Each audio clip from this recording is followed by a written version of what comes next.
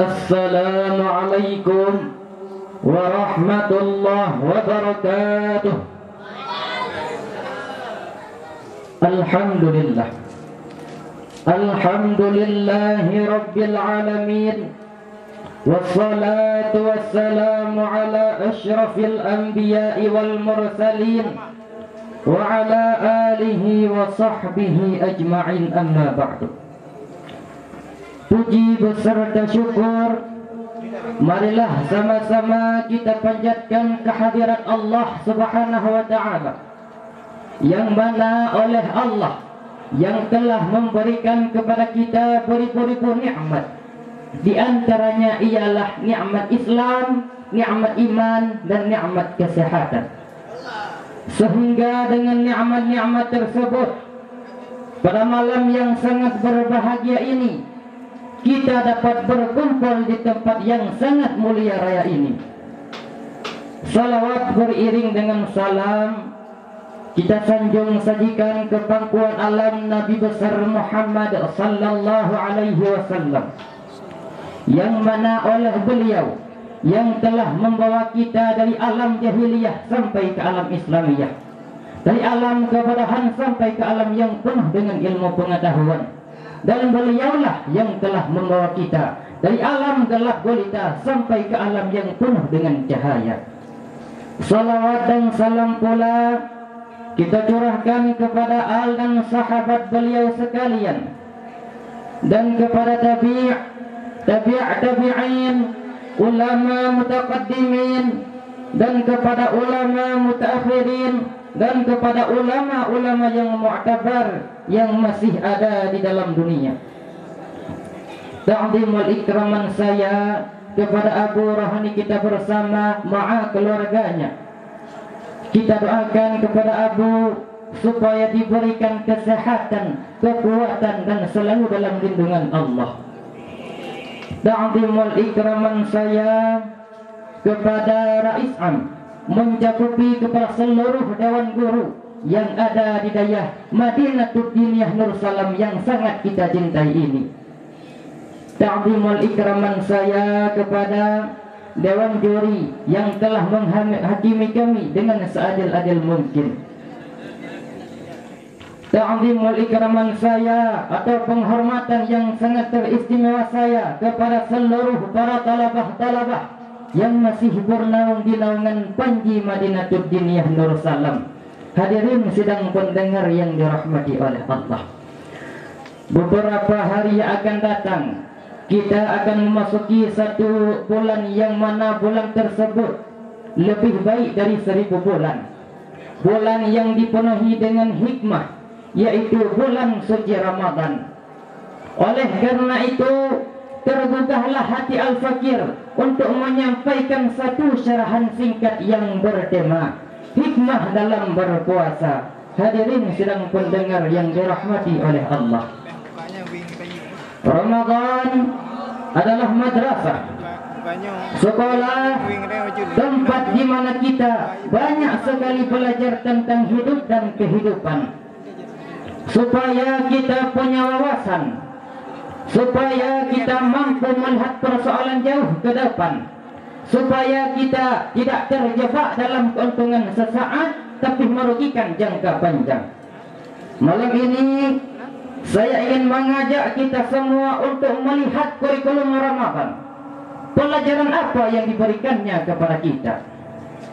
Pertama, Ramadan mengajarkan kepada kita untuk menjadi orang-orang yang sabar, kuat, istiqamah.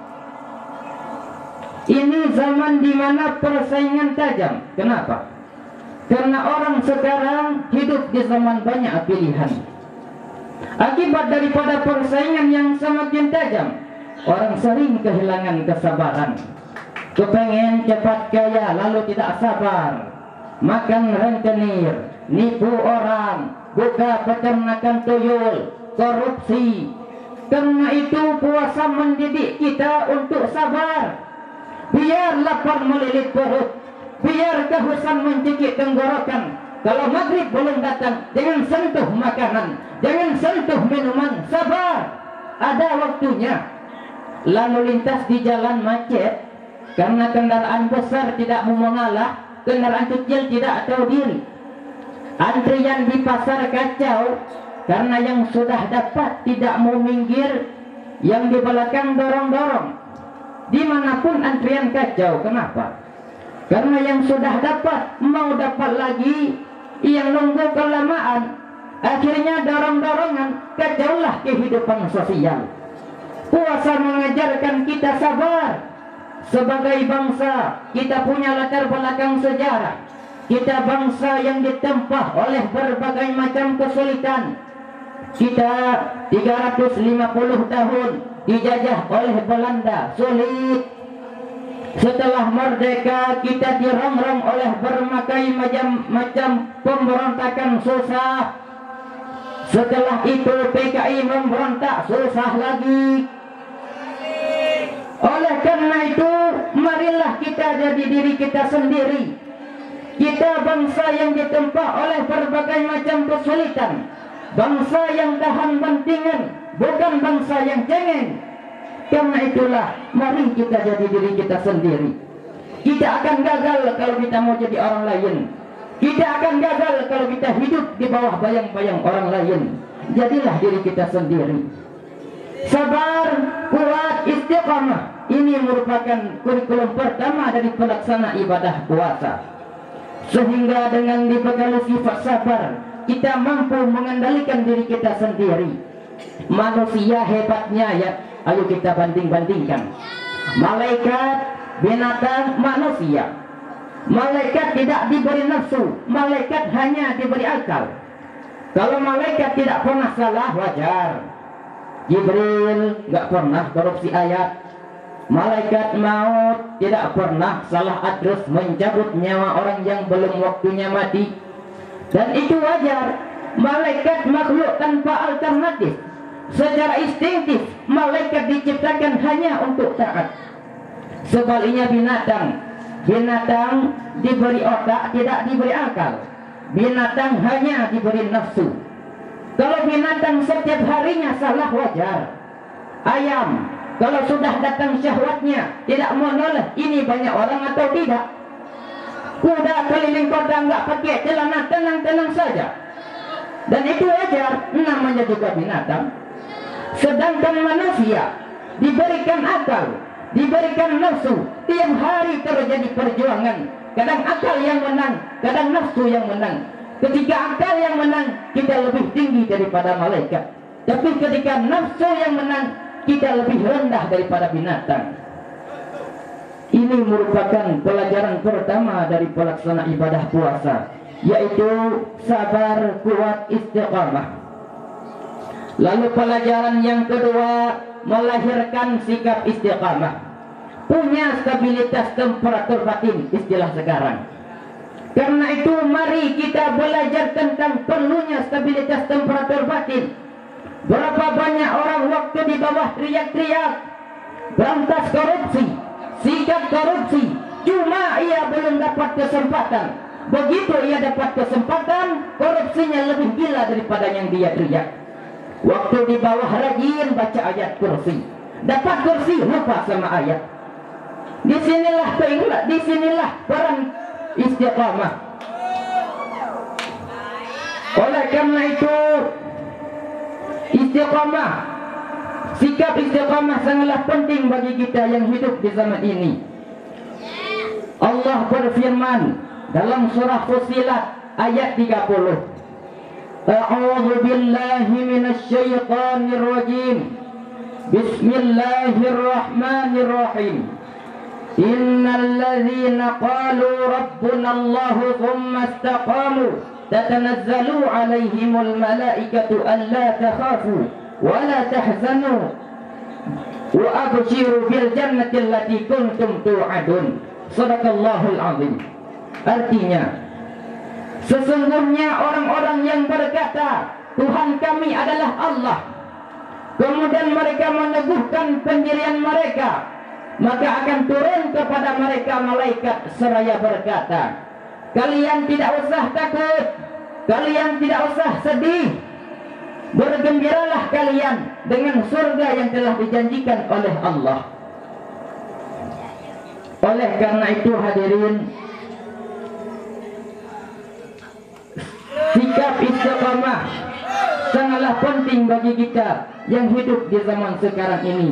Hadirin sedang pendengar yang dirahmati oleh Allah, itu pelajaran yang kedua. Lalu pelajaran yang ketiga, ikhlas. Allahumma laka sumtu, untuk engkau saya berpuasa. Orang mau puji atau tidak bukan soal, orang mau lihat atau tidak bukan soal. Kalau sudah berbuat, yang penting karena Allah saja. Keikhlasan itu, kalau amalan kita adalah jasad, ikhlas adalah ruh. Saudara, jam 9 pagi hari Jumat sudah berangkat ke masjid.